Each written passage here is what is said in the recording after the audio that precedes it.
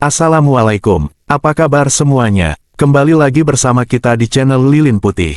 Sebelumnya jangan lupa subscribe, like, dan share untuk membantu kita berkembang lebih jauh. Oke guys, langsung ke cerita. Nah, cerita kali ini adalah melanjutkan kisah JANGJAWOKAN kakek. Kakek titip setan ke kamu ya nak.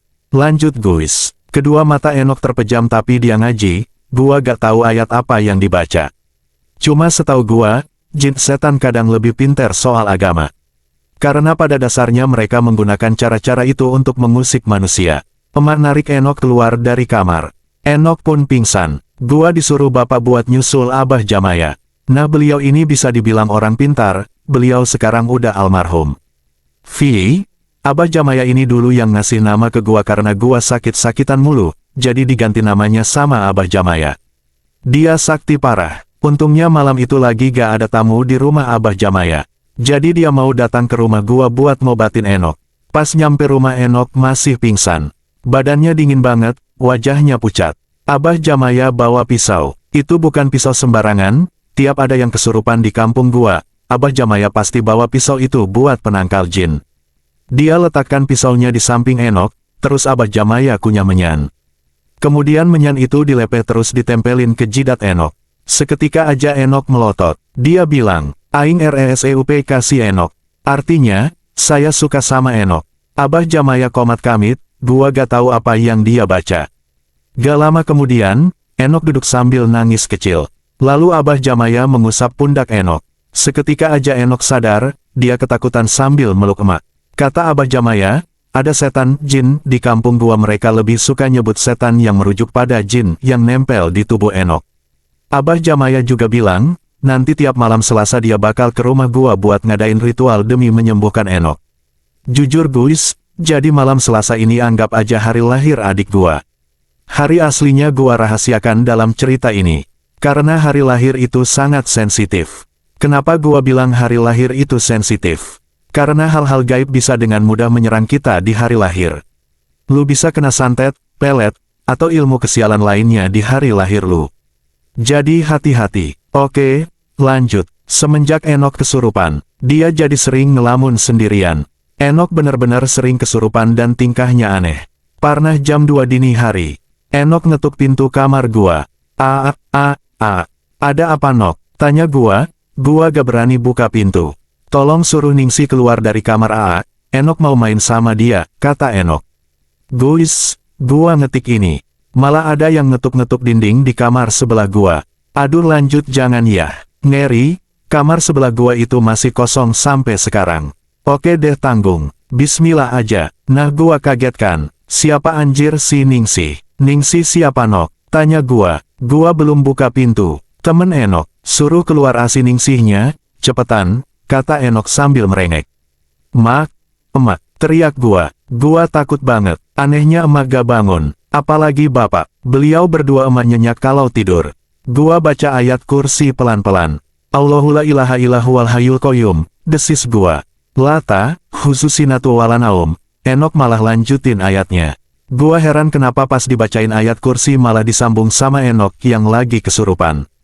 Ternyata, ayat kursi itu ibarat pistol. Pistol bisa hebat karena penembaknya hebat. Ayat kursi kalau dibaca oleh orang suci pasti setan kabur. Kalau sama orang biasa susah untuk kena. Gak lama kemudian suara Enok hilang. Kayaknya dia udah gak di depan kamar gua lagi. Posisi gua saat itu serba salah. Mau keluar takut, stay di dalam kamar juga takut. Rasanya pengen berubah aja jadi tokek. Gua coba untuk tidur. Alhamdulillah bisa juga gua tidur.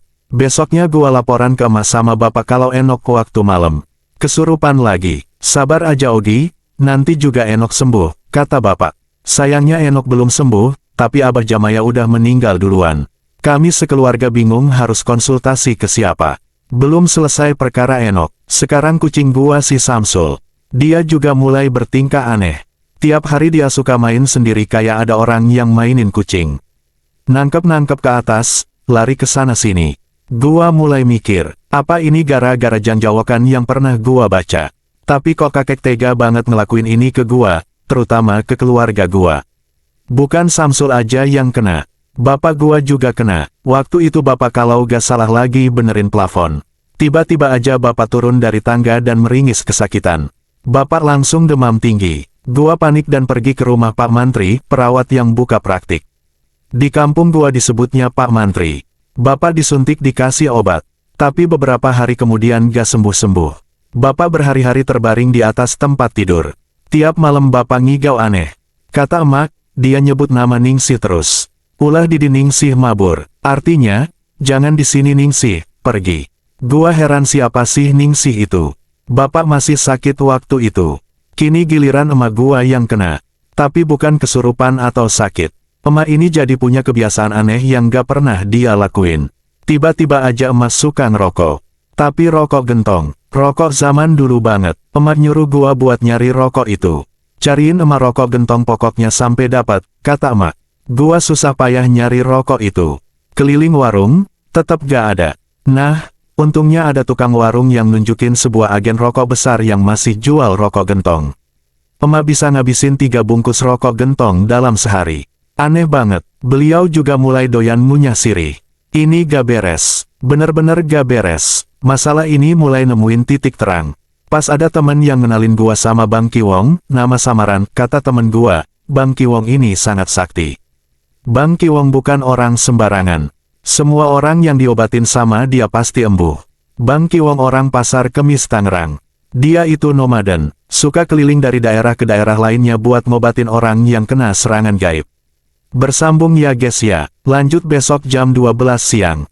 Ngantuk pisan aduh. Good night, lanjut guys sorry telat. Soal Bang Kiwong, dia gak kayak orang sakti.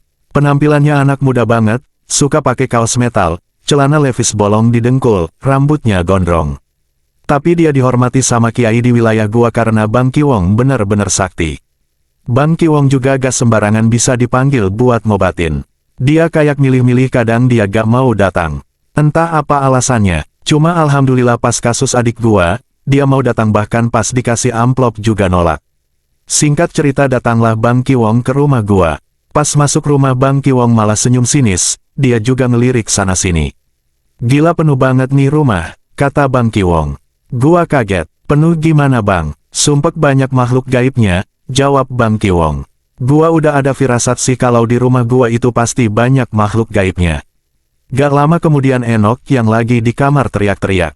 Pergi, ngapain kesini? Teriak Enok. Mungkin setan dalam tubuhnya Enok takut akan kedatangan Bang Kiwong. Gua, emak, bapak dan Bang Kiwong nyamperin Enok ke kamar. Saat itu Enok ada di pojokan ranjang. Dia memeluk dengkul sambil merintih ketakutan. Ampun Kanjeng Nyai, rintih Enok dengan wajah ketakutan, dia merengek di hadapan Bang Kiwong. Kanjeng Nyai, siapa itu? Barangkali yang dimaksud Enok itu hodam dalam diri Bang Kiwong. Gua benar-benar merinding saat itu. Kenapa kamu di sini? Tanya Kiwong dengan wajah datar. Saya cuma dititipkan sama suami saya, kata Enok. Jelas yang sedang bicara itu adalah setan. Siapa suamimu? Tanya Bang Kiwong. Abah Samad, jawab Enok. Anjir gua bener-bener kaget, itu nama kakek gua. Aku lihat anak-anakmu juga dibawa ke rumah ini. Ada berapa semuanya hah? Bentak Bang Kiwong. Dia mulai emosi. Ada 1000, ampun Kanjeng Nyai. Ampun, jawab Enok sambil terus merengek. Biadab, apa tujuan Abah Samad menitipkanmu di rumah ini? Bang Kiwong tambah emosi, dia juga melirik sekeliling. Mungkin Bang Kiwong melihat anak-anak setan. Saya suruh kawin dengan cucunya yang bernama Ogi. Kelak saya disuruh bantuin Ogi buat jadi tabib, kata Enok. Tidak bisa, Ogi tidak akan bisa kawin denganmu. Bentak Bang Kiwong. Apa kau punya nama? Sambung Bang Kiwong dengan nada membentak. Rati Dikjoyo Samad, ucap Enok. Aduh jangan-jangan desahan wanita bersenggama yang pernah gua dengar itu adalah istri gaib kakek gua. Pergi dan bawa anak-anakmu. Jangan kembali lagi ke sini. Bentak Bang Kiwong. Gua kaget pas lihat bola mata Bang Kiwong merah semua, kayak berdarah. Iya Nyai ampun, ucap Enok. Dia pun pingsan. Kemudian Enok sadar, dia langsung nangis meluk emak. Kedua bola mata Bang Kiwong kembali normal. Dia ngeluarin beberapa butir permen dari kantongnya, itu permen min yang biasa dijual di warung-warung. Bang Kiwong nyuruh kami sekeluarga buat makan permen itu. Seketika bapak juga sembuh, emak kembali normal. Dia buang tuh rokok gentong. Mereka udah pergi, ucap Bang Kiwong. Alhamdulillah setelah kejadian itu, adik gua gak pernah kesurupan lagi. Sekarang dia kuliah di kampus swasta di Tangerang Selatan. Sementara gua tetap jalani profesi sebagai konten kreator. Gua bangun channel YouTube horor yang bernama Sarang Demit, main aja ke YouTube gua. Oh ya, sekarang gua tinggal berempat di rumah. Sama mak, bapak, dan Samsul. Tapi, kayaknya koloni setan itu gak bener-bener pergi. Gua masih sering mimpi sosok anak perempuan yang umurnya sekitar 6 tahunan. Nama anak itu Ningsih. Mungkin dia masih ada di rumah gua. Samsul juga masih sering bertingkah aneh. Kayak ada yang ngajak main Samsul, terutama kalau malam, Samsul lari sana-sini. Gua yakin Ningsih masih ada di sini. Dia pasti anak dari istri gaib Abah Samad. Tapi, gua gak ambil pusing, sejauh ini Ningsih gak bikin ulah. Cuma mungkin dia ngisi kamar di sebelah gua dan gak mau pakai lampu. Kayaknya dia gak suka silau. Gua sering banget dengar bunyi-bunyi aneh di kamar sebelah. Tapi gak apa-apa, gua pribadi sudah anggap Ningsih sebagai keluarga selama dia gak usik secara fisik. Semua akan baik-baik saja. Sekian kisah dari gua. Salam dari gua, Samsul dan Ningsih. Gelombang tamat. Oke guys, sekian cerita dari kami. Kita kembali esok hari di jam yang sama ya. See you.